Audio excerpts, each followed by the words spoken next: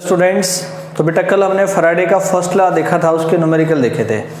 अभी बच्चों उसी से रिलेटेड एक चीज़ और हम पढ़ते हैं, फैराडे फर्स्ट लॉ से रिलेटेड है क्या वो, उसको बेटा देखते हैं, समझते हैं। Relation between amount of charge पास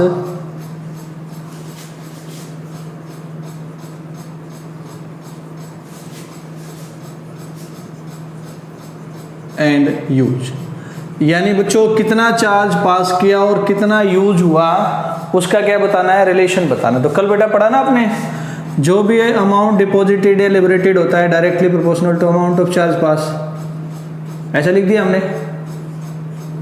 इसको सॉल्व करेंगे तो बेटा क्या आएगा, W1 equal to Z into Q1, W2 equal to Z into Q2।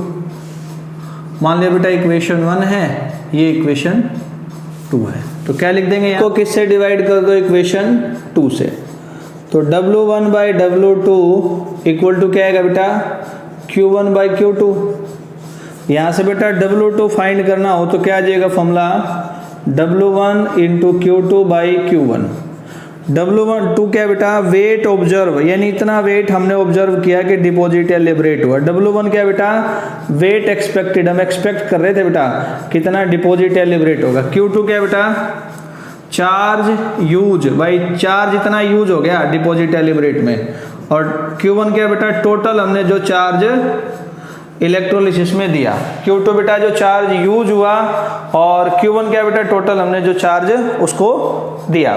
इस फॉर्मूले को बेटा और थोड़ा सा चेंज करते हैं। वेट एक्सपेक्टेड है ये, चार्ज यूज को बोल सकते हैं बेटा जो इनपुट चार्ज है, और इसको बोल सकते हैं बेटा जो आउटपुट चार्ज है।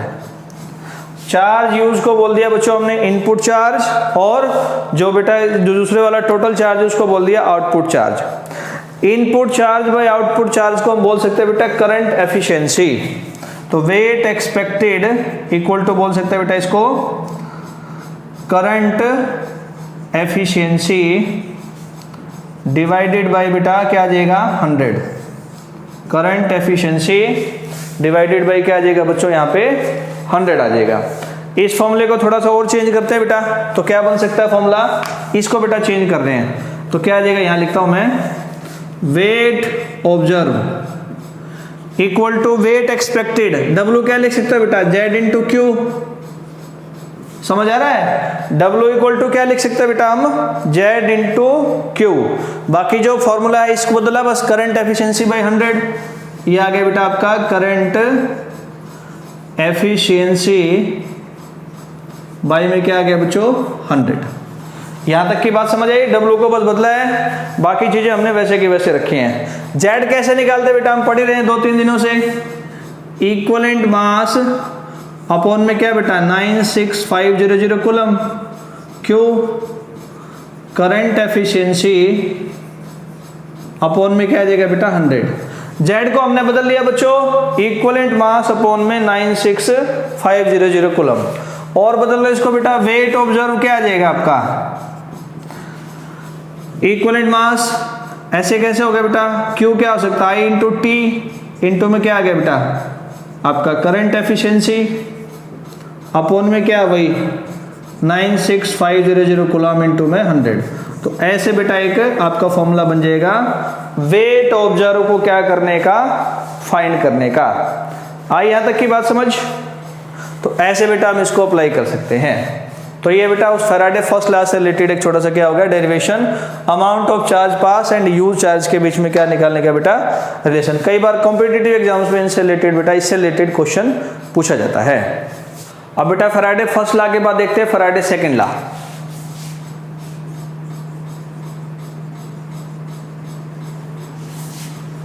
फैराडे सेकंड लॉ क्या कहता है, ये दो यहां पे बेटा हमने इलेक्ट्रोलाइटिक सेल्स लिए और दोनों को सीरीज में कनेक्ट कर दिया। ये एक सेल है, ये बेटा क्या है यहां पे आपका दूसरा सेल है, और दोनों को बच्चों हमने सीरीज में कनेक्ट किया।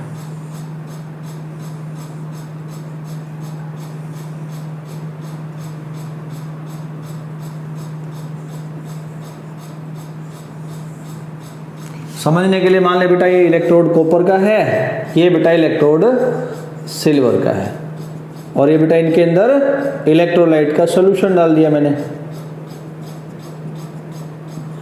तो फैराडे सेकंड लॉ कहता है कि when two cells are connected in series then ratio of weight deposited और liberated at their electrodes, connect होने के बाद उनके इलेक्ट्रोड पे जो वेट डिपॉजिट या लिबरेट होगा उसका रेशियो इक्वल होता है बेटा ratio of their equivalent mass के। किसके इक्वल होगा? Ratio of their equivalent mass.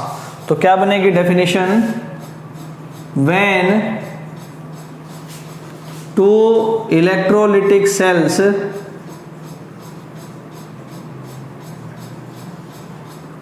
are connected in series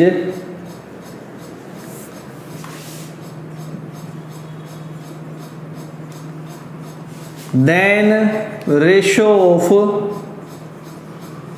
weight deposited or liberated at electrodes is equal to ratio of their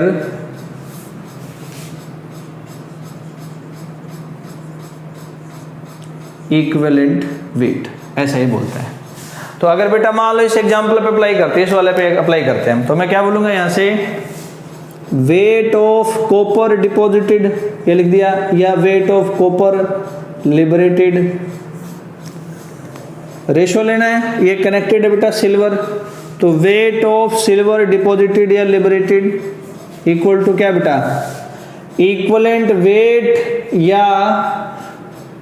wait या mass of copper upon में बच्चों equivalent weight या mass of silver. ऐसा बेटा ये Faraday second law है। Equivalent weight बच्चों आपको निकालना आता है एटॉमिक मास बाय में वैलेंस, ये आपने पहले पढ़ाई है, कोई डाउट यहां तक? तो ये हो गया बेटा फैराडे सेकेंड लॉ। अब बेटा इस इलेक्ट्रोलिसिस में अगली बात देखते हैं, आयनिक मोबिलिटी। क्या ये आयनिक मतलब आयन, मोबिलिटी मतलब बेटा मूव करना। तो क्या इसका मतलब it is distance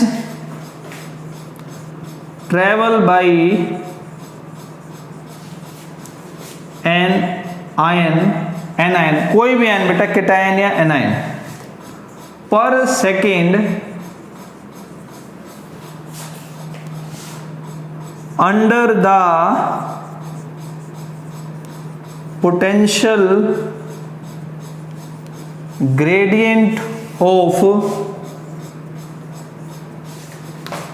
1 volt per centimetre. क्या डेफिनेशन है बेटा?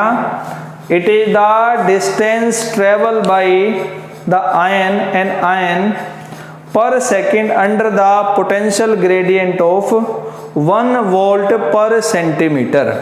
अब बेटा पोटेंशियल ग्रेडियंट क्या है? It is the ratio of potential difference. क्या है potential gradient? It is the ratio of potential difference to the distance between two electrodes. इसकी डेफिनेशन क्या है बेटा? It is ratio of potential difference, बताया था ना potential difference in electrode potential of cathode and anode. It is ratio of potential difference to the distance between two electrodes. तो बेटा इसको अगर यहाँ पे पुट करेंगे पोटेंशियल ग्रेडियंट को, तो इसके बेस पे यूनिट बनेगी आयनिक मोबिलिटी की। बेटा किसकी इस वैल्यू को पुट करेंगे तो आयनिक मोबिलिटी की यूनिट आपके यहाँ से अगर फाइंड करेंगे तो उसकी वैल्यू आ जाएगी बेटा यहाँ पे क्या सेंटीमीटर स्क्वायर। क्या आएगी? सेंटीमीटर स्क्वायर पर सेकेंड पर वोल्ट। इसको रख देंगे सेंटीमीटर स्क्वायर पर सेकेंड पर वोल्ट। आया बेटा समझ?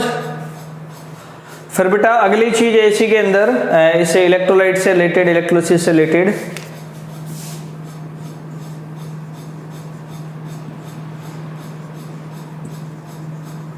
ट्रांसपोर्ट नंबर या ट्रांसफरेंस नंबर। क्या है ये, इसकी डेफिनेशन लिखेंगे बेटा। तो it is fraction of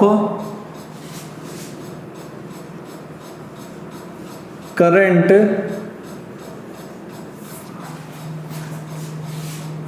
carried by the ion in, कहां पे बच्चों, इलेक्ट्रोलिटिक सॉल्यूशन। क्या बोला मैंने, it is the fraction of current carried by the ion electrolytic solution. कहने का मतलब बेटा, एक इलेक्ट्रोलिसिस सॉल्यूशन में टोटल करंट में से केटायन जितना करंट कैरी करेगा, या बच्चों टोटल करंट में से एनायन जितना करंट कैरी करेगा, वो क्या होगा बेटा, उसका ट्रांसपोर्ट नंबर या ट्रांसफरेंस नंबर। क्या बोला मैंने, टोटल करंट में से बच्चों केटायन जितना करंट कैरी करता है या बेटा एनायन जितना करंट कैरी करता है, इस वैल्यू को उसके लिए क्या बोलते हैं बेटा, ट्रांसपोर्ट नंबर या ट्रांसफरेंस नंबर। मान लो बेटा केटायन के लिए लिखना है, उसका सिंबल ऐसे म्यू लिखा जाता है। तो म्यू ऑफ केटायन क्या होगा बेटा, current carried by cation upon में टोटल क्या आएगा, current carried by cation plus anion. ऐसे एनायन बेटा, ऐसे बेटा अगर ट्रांसफरेंस नंबर एनायन के लिए लिखना है तो current carried by anion upon में क्या आएगा बेटा, टोटल करंट आ जाएगा।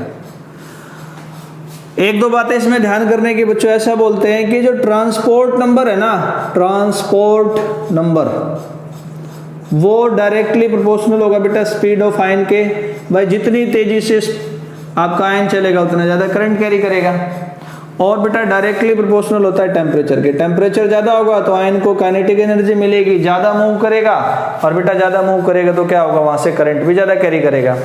सेम ऐसे बेटा ट्रांसपोर्ट नंबर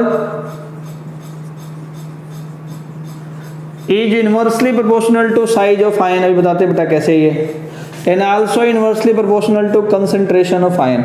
यानी आयन की अगर कंसंट्रेशन ज्यादा होगी तो बेटा वो इकट्ठे रहेंगे, ग्रुप में रहेंगे, जुड़े रहेंगे, मूव नहीं करेंगे, तो करंट कम लेके चलेंगे। अब साइज का क्या बेटा, अब मान लो कोई आयन है बेटा, इसका साइज क्या बहुत छोटा है, कोई भी केटायन एनायन, तो ये छोटा है तो इसके चार्ज की डेंसिटी ज्यादा होगी, तो ये बहुत सारे वाटर मॉलिक्यूल के साथ सोल्यूशन में जुड़ जाएगा। और बहुत सारे वाटर के मॉलिक्यूल जब इसको जोड़ लेंगे, बांध लेंगे, तो चलने के लिए फ्री नहीं होगा। इसलिए इसका छोटा साइज होगा तो करंट कम कैरी करेगा, क्योंकि वाटर के मॉलिक्यूल इस पे चार्ज डेंसिटी ज्यादा होने की वजह से क्या कर लेंगे बेटा, इसको बांध लेंगे, जोड़ लेंगे, ये करंट को कैरी नहीं कर पाएगा। जैसे बेटा इसको समझना हो तो मान लो आपके पास क्या है, सोडियम आयन है और लिथियम आयन है। वही बात, साइज छोटा है इसका, पॉजिटिव चार्ज एक ही है, लेकिन छोटा साइज होने की वजह से चार्ज डेंसिटी ज्यादा है, इसको बांध लेंगे वाटर के मॉलिक्यूल, ये नहीं चलेगा, इसलिए ट्रांसपोर्ट नंबर सोडियम का लिथियम से ज्यादा होगा। लेकिन बेटा मान लो हाइड्रोजन आ गया, तो हाइड्रोजन है बहुत छोटा होता है। बहुत छोटा मतलब क्या है, ये बहुत ऑलरेडी क्या है, इसको बहुत ज्यादा वाटर के मॉलिक्यूल बांध नहीं पाते हैं। तो अगर इन तीनों का ट्रांसपोर्ट नंबर देखेंगे तो सबसे ज्यादा बेटा हाइड्रोजन का होगा, उससे कम बेटा सोडियम का होगा, और उससे कम लिथियम का। हाइड्रोजन पे क्यों नहीं वैलिड है ये, हाइड्रोजन का साइज बहुत छोटा है, +1 चार्ज को वैसे वो क्या करता है आपका, कैरी करके चलता है। तो एक चीज हो गई बेटा ये ट्रांसपोर्ट नंबर। अभी तक बेटा हमने कंडक्टर पढ़ा, इलेक्ट्रोलिसिस पढ़ा, दो चीजें पढ़ी। अब अगले टॉपिक में बढ़ते हैं। इसमें अगला टॉपिक है बेटा electrical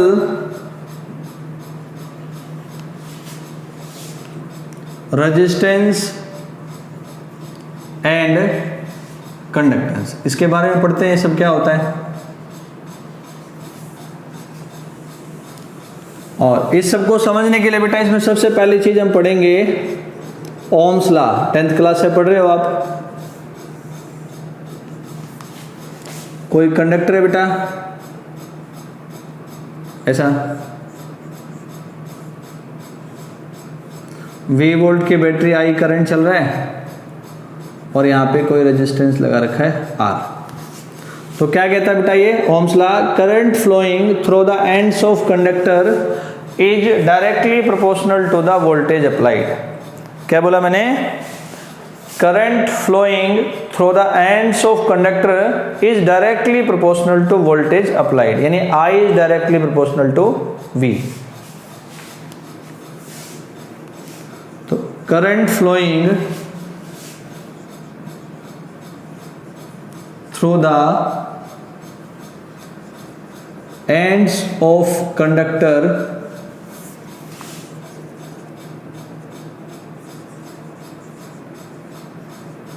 is directly proportional to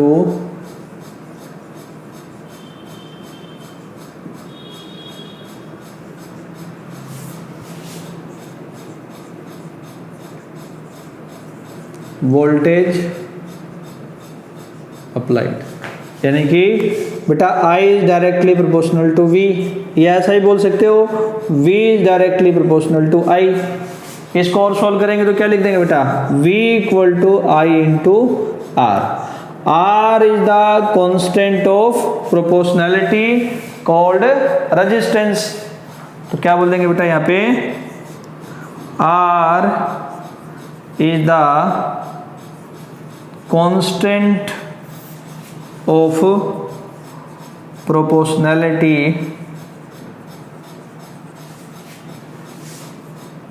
called resistance. और बेटा रेजिस्टेंस समझना हो तो एक्चुअल में है क्या, it is opposing the flow of current. Current के फ्लो का जो अपोज करने वाला होता है, रुकावट करने वाला होता है, उसको क्या बोलते हैं बेटा, हम रेजिस्टेंस बोलते हैं. It is opposing flow of current. ठीक, यूनिट निकालने बेटा रेजिस्टेंस की, तो यूनिट ऑफ रेजिस्टेंस इज क्या क्या लिख सकते हैं बेटा आप, ओहम, या ये सिंबल लिख सकते हैं. इसके लिए बेटा आर क्या आएगा, V बाई आई. तो और क्या लिख सकते हो, वोल्ट पर एम्पियर. समझ गए ना वोल्ट पर एम्पियर कैसे. आर क्या है, V by I. V voltage की यूनिट वोल्ट है बेटा, करंट की एम्पियर है तो वोल्ट पर एम्पियर. और क्या लिख सकते हैं बेटा रेजिस्टेंस की यूनिट, R है ना V by I. Voltage potential difference, तो इसको बोलते हैं बेटा वोल्टेज या पोटेंशियल डिफरेंस को वर्क डन, V को लिख रहा हूं मैं, वोल्टेज या पोटेंशियल डिफरेंस को पर यूनिट चार्ज, ऐसा लिख दिया बेटा. करंट क्या हो सकता है, flow of charge per unit time. इसको बदल दिया बेटा मैंने, पहले वोल्टेज को बदल दिया, फिर मैंने किसको बदल दिया बेटा, करंट को. वर्क डन क्या होता है बच्चों, फोर्स इनटू डिस्प्लेसमेंट. ये टाइम है बेटा, ये चार्ज आ गया आपका, चार्ज का स्क्वायर कर दो ऐसे. ठीक है, यहां तक समझ आ रहा है बेटा. और ये क्या लिख दिया बेटा, बेटा फोर्स इनटू डिस्प्लेसमेंट. और बदलो इसको, फोर्स को क्या लिख सकते हैं बेटा, mass into acceleration into dl into time upon Q square. Acceleration को क्या लिख सकते हो बच्चों, change in velocity with time into dl. बाकी चीजें वही चल रही है बेटा, अपॉन में क्यू स्क्वायर. देखो क्या किया मैंने, बस एक्सेलरेशन को बदल दिया है, velocity by time dl Q square into में क्या आ गया बेटा आपका, वही टाइम पहले वाला, जो टाइम जैसे लिखा था वही आपका पहले वाला टाइम आ गया. ये जो चल रहा था शुरू से ही, इसको काट देंगे बेटा टाइम से टाइम, और देखेंगे इसको क्या बदल सकते हैं हम. आर आ गया बेटा m इंटू dl इंटू में क्यू स्क्वायर. V आ गया बेटा change in distance displacement with time into Q square. इसको और बदल लो बेटा m, ये डिस्टेंस का स्क्वायर हो जाएगा अपॉन t इंटू क्या बेटा, क्यू स्क्वायर. तो क्या आ जाएगी, r की यूनिट यहाँ से. मास के लिए बेटा kg ऐसा यूनिट, डिस्टेंस के लिए मीटर स्क्वायर, टाइम के लिए पर सेकेंड, कूलम के लिए, चार्ज के लिए पर कूलम स्क्वायर.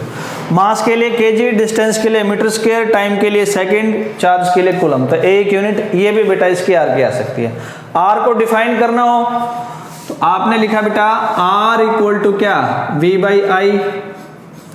मान लिया बेटा V क्या है, 1 वोल्ट है, करंट कितना बच्चों 1 एम्पियर है. तो यहां से बोल सकते हो देन R कितना होगा आपका 1 ओम होगा. तो क्या बोलेंगे बेटा, 1 ohm is defined as that resistance. 1 ohm वो रेजिस्टेंस है जब 1 वोल्टेज अप्लाई करने पर 1 एम्पियर के करंट को क्या करता है बेटा, फ्लो को अपोज करता है। 1 ohm is that resistance which is offered when applying the voltage of 1 volt, it opposes the flow of current of 1 ampere. तो क्या आ जाएगा, 1 ohm resistance 1 ohm is resistance in flow of is that resistance in flow of 1 ampere current कब, when 1 volt voltage is applied, जब 1 volt voltage को क्या करते हैं बच्चों, अप्लाई करते हैं। तो ऐसा बेटा ये ओहम्स लॉ होता है, आपका रेजिस्टेंस होता है।